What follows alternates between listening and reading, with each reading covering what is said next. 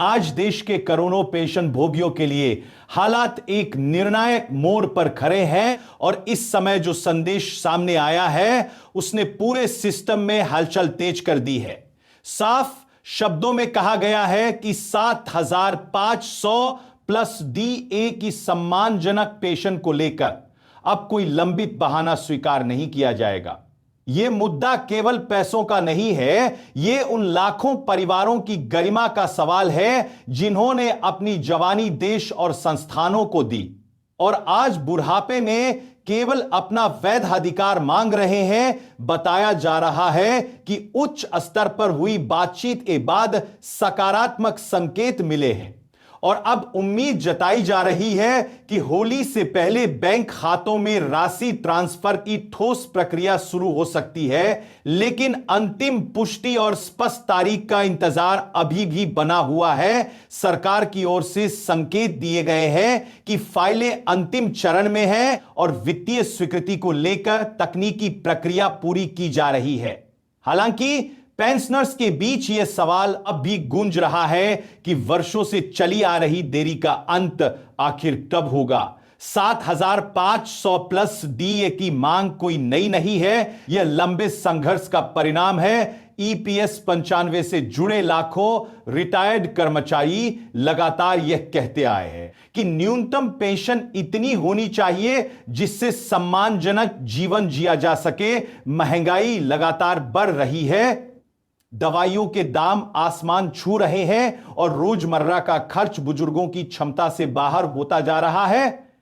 ऐसे में 7,500 plus DA केवल एक आंकड़ा नहीं बल्कि जीवन की मूलभूत सुरक्षा है। हाल ही में सामने आई चर्चाओं में यह भी कहा गया कि फंड की कमी का तर्क अब कमजोर पड़ चुका है। आर्थिक आंकड़े बताते हैं कि संसाधन उपलब्ध है, प्रश्न केवल प्राथमिकता का है। पेंशनर्स का कहना है कि यदि वो बड़े प्रोजेक्ट्स, कॉरपोरेट राहत और अन्य योजनाओं के लिए बजट निकाला जा सकता है तो उन लोगों के लिए क्यों नहीं जिन्होंने दशकों तक योगदान दिया। यही वह बिंदु है जहां से आक्रोश और उम्मीद दोनों साथ साथ चल रहे हैं। सिस्टम के भीतर बैठकों का दौर तेज है और यह दावा किया जा रहा है कि इस बार केवल आश्वासन नहीं बल्कि कार्रवाई दिखेगी। साथियों, इस पूरे घटनाक्रम में एक बात साफ है कि एकजुटता ने मुद्दे को राष्ट्रीय स्तर पर पहुंचाया है। जब लाखों आवाजें एक साथ उठती है तो उन्हें अनसुना करना आसान नहीं होता। पेंशनर्स का प्रतिनिधित्व करने वाले समूहों ने स्पष्ट कर दिया है कि मंजूरी का अर्थ तभी है जब वो बैंक खाते तक पहुंचे। कागजी स्वीकृति और वास्तविक भुगतान के बीच जो दूरी रही है वही अब सबसे बड़ी चिंता है। इसलिए कहा जा रहा है कि होली से पहले यदि भुगतान की आधिकारिक तिथि घोषित होती है और प्रक्रिया शुरू होती है तभी विश्वास पूरी तरह बहाल होगा। इस समय जरूरत है संयम और सतर्कता, दोनों ही अफवाहों और अपुष्ट संदेशों से बचना। जरूरी है हर अपडेट को आधिकारिक स्रोतों से मिलान करना चाहिए। कई बार सोशल मीडिया पर तारीखें और रकम वायरल हो जाती है, लेकिन जब तक लिखित आदेश जारी न हो तब तक अंतिम निष्कर्ष निकालना जल्दबाजी होगी।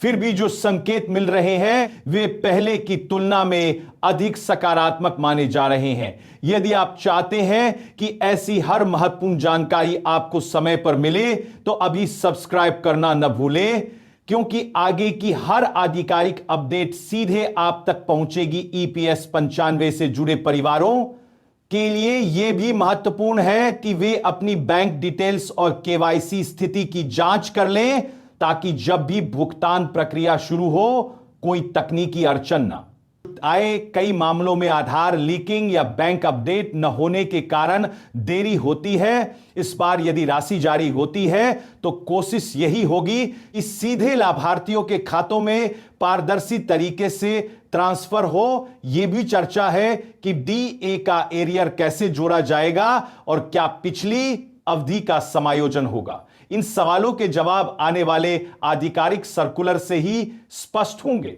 ये लड़ाई केवल एक वित्तीय संशोधन की नहीं बल्कि नीतिगत सुधार की भी है। न्यूनतम पेंशन का ढांचा लंबे समय से पुनरीक्षण की मांग कर रहा है। विशेषज्ञों का मानना है कि सामाजिक सुरक्षा तंत्र को मजबूत किए बिना वृद्धजन कल्याण की कल्पना अधूरी है। यदि 7,500 प्लस डीए की व्यवस्था लागू होती है तो यह एक मिसाल बनेगी और भविष्य में अन्य सुधारों का रास्ता भी खुलेगा। इसलिए हर कदम पर जागरूक रहना आवश्यक है। इस जानकारी को ज्यादा से ज्यादा लोगों तक पहुंचाने के लिए वीडियो को लाइक जरूर करें ताकि एल्गोरिदम के जरिए यह मुद्दा और लोगों तक पहुंचे।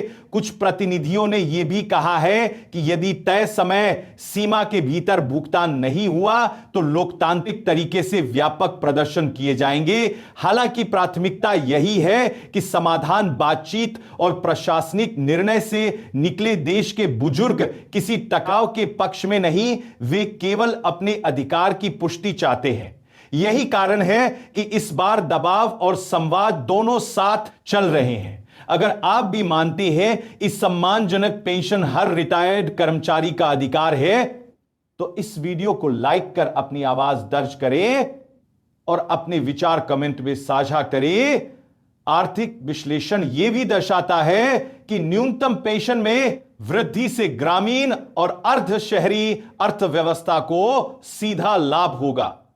बुजुर्गों के हाथ में अतिरिक्त आय आने से स्थानीय बाजारों में खर्च बढ़ेगा, जिससे छोटे व्यापारियों और सेवा क्षेत्र को सहारा मिलेगा। यानी यह केवल सामाजिक न्याय नहीं बल्कि आर्थिक संतुलन का भी कदम हो सकता है।